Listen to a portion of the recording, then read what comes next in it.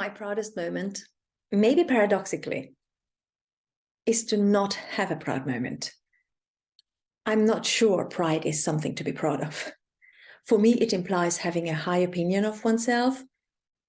So instead, I feel inclined to think of when I feel a happy moment, which for me is not tied to an accomplishment or self-image. Because achievements are ephemeral and can become a trap. And I don't wish achievement or proving something to someone to define me. So I feel happy and self-esteem rather than pride when I manage to say no with dignity, when the stakes are very high for me and for others, and when there is much pressure to comply, which is very hard, at least for me, as I enjoy saying yes more than saying no.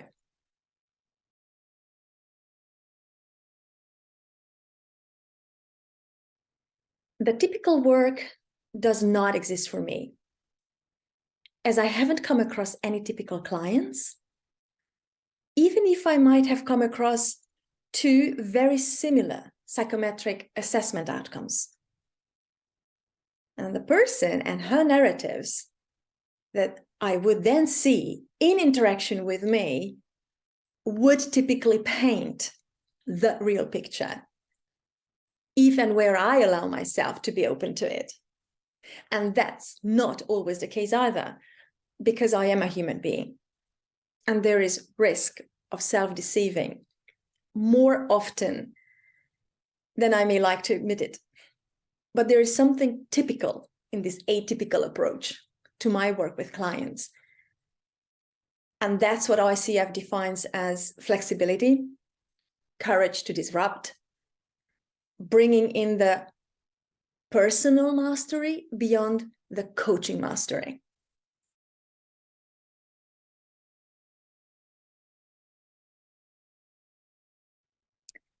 As you can see, and many may not know, is that I have a love affair with hats.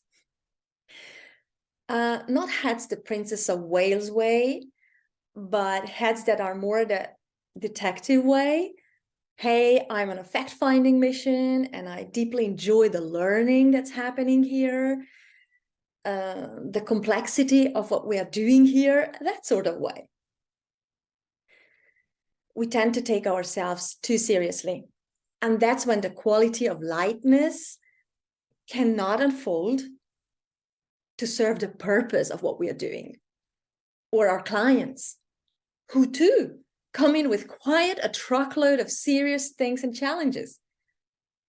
But in the end, psychology teaches us that when there is lightness and joy and fun, that's when people can learn best.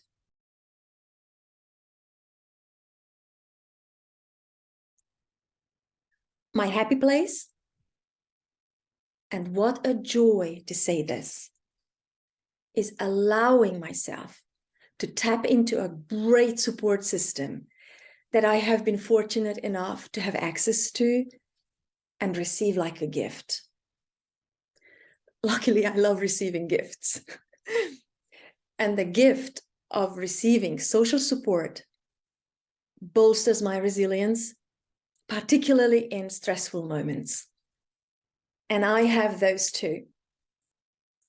My support system are people that speak my love language, the language of my essence.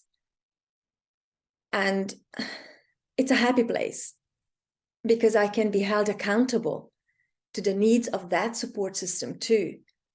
And that's experiencing a sense of belonging. And I truly have the sense to belong here.